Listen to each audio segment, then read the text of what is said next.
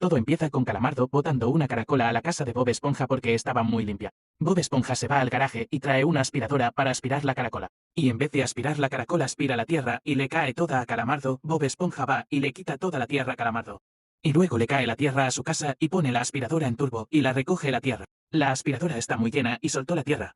Luego Bob Esponja le da mucha cuerda a la aspiradora para recoger la tierra, pero recogió fue el agua de fondo de bikini.